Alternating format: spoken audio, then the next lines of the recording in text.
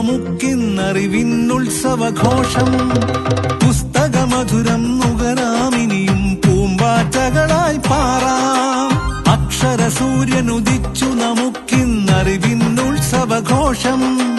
പുസ്തകമധുരം നുകരാമിനിയും പൂമ്പാറ്റകളായി പാറാം. കളിച്ചിരി നിറയും തിരുമുറ്റങ്ങളിലാടിപ്പാടി രസിക്കാം. അറിയാ കഥയുടെ ചെപ്പു തുറക്കാനാ വഴി വഴിവായി